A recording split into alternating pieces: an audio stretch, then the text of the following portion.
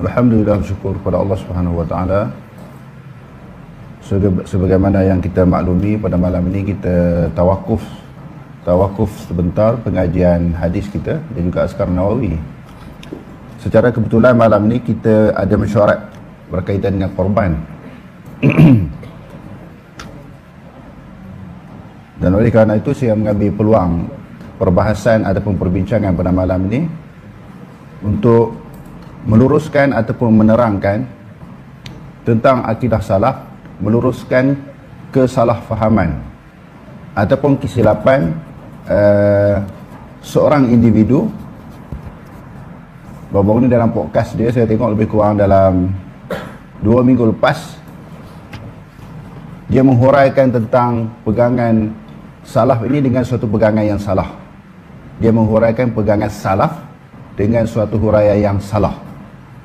Jadi saya rasa terpanggil untuk memberi penjelasan terhadap isu-isu yang dia bangkitkan di dalam podcast tersebut. Yang pertama, disebut golongan Wahabi menisbahkan sifat-sifat Allah sebagaimana yang Allah Ta'ala katakan. Dia orang ni sebut sebagaimana yang Allah Ta'ala sebut. Yang tu tak boleh dia kata. Kalau yang Allah Ta'ala sebut tu banyak. Allah Ta'ala sebut tangan, muka. Allah Ta'ala sebut ruh, nur. Wa nafakhtu fihi min ruhi. Allahu nurus samawati wal ard. Allah Ta'ala tu cahaya. Cahaya macam mana cahaya?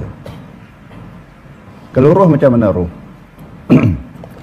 Yang pertama, memang apa dia, golongan salaf dan juga ahlul hadis, mereka mengisbatkan sebagaimana apa yang diisbatkan oleh Allah dan juga Rasul. Mengisbatkan ni apa dia? Maknanya mengatakan, mengiyakan sebagaimana yang diiyakan, sebagaimana yang dikatakan oleh Allah Subhanahu wa taala dan juga Rasul tentang sifat-sifat Allah. Jadi bab ataupun isu masalah ini kita telah bentangkan beberapa kali. Jadi pada malam ini kita hurai sekali lagi tentang kekeliruan tersebut. Dia kata, tengok golongan ini, apa yang Allah Ta'ala sebut, mereka sebut. Apa yang diisbatkan oleh Allah, mereka isbatkan. Okey. Secara ringkasnya, kita nak buat satu ringkasan dalam perbahasan ini.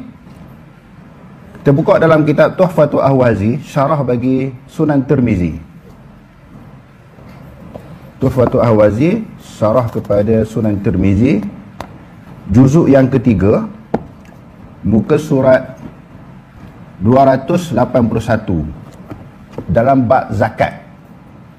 Bila Allah Ta'ala, bila Nabi SAW sebut bahawa Allah Subhanahu wa taala mengembangkan, menjuburkan, membiarkan zakat itu dengan tangan. Lalu Imam Tirmizi bawa mari ataupun mengemukakan beberapa riwayat tentang isu tangan tu tadi. Tangan tu bukan maknanya anggota tangan, tetapi adalah sifat tangan. Bukan anggota tangan tetapi sifat tangan. Jadi Imam Tirmizi kata, wa qad qala ghairu wahidin min ahli al-ilmi min hadzal hadisi wa ma yushbihu min hadza min ar-riwayati min as-sifati wa nuzuli rabbi tabaraka wa ta'ala kulla lailatin ila sama'id dunya. Telah berkata bukan seorang daripada ahlul ilmi. Ahlul ilmi ini maknanya para ulama. Tentang hadis ini dan sesuatu yang menyerupainya daripada riwayat-riwayat, daripada sifat-sifat. Sebab itu dipanggil sifat, dia bukan panggil anggota. Tentang sifat-sifat Allah, wa nuzulu rabbi tabaraka wa ta'ala, dan turunnya Allah Subhanahu wa taala ke langit dunia. Qalu, mereka kata apa? Qad tasbutur riwayatu fi hadza, sabitlah riwayat-riwayat tentang ini, wa yu'manu biha wa la yutawahhamu wa la yuqalu kaifa, diimani. Maknanya diimani tentang sifat-sifat Allah Ta'ala, disebut tangan ke, sebut apa dia, muka ke, disebut kaki dan sebagainya, diimani. Wala yutawahhamu biha, dan tidak diwahamkan. Tangan ni macam mana tangan? Tak ada. Tidak diwahamkan. Wala yuqalu kaifa, tidak disebut bagaimana. Bagaimana nuzul, bagaimana yad, bagaimana wajah, tak disebut. Bila tidak disebut Allah Subhanahu wa taala ni ada kafiat ke tak ada kafiat, tak bahas. Ada ke tak ada ke? Kalau ada, kafiat tak sama, tak bahas. Tak bahas ni maknanya tak bincang. Tak bincang tentang kafiat. Ada ke tak ada pun tak bincang. Salaf tidak bincang, berhenti sahaja tu. Wala yuqalu kaifa. Hakadha ruya an Malik bin Anas. Ini begini telah diriwayatkan daripada Malik bin Anas wa Sufyan bin Uyainah wa Abdullah bin Mubarak annahum qalu fi hadhihi al-hadithi. Imam Malik, Sufyan ibn Uyainah dan juga Ibnu Mubarak, mereka kata apa? Amirruha bila kaifa. Laluilah ayat-ayat sifat ini tanpa menyebut kaifa, kafiat. Pada program muzakarah dulu, kita dah baca juga kitab ini, Tuhfatul Ahwazi, syarah bagi Tirmizi ini. Apa maksud amirruha bila kaif, bila kaifin bi sighatil amri minal imrari ay ajrinha ala zahiriha, dengan sirah ataupun lafaz amar.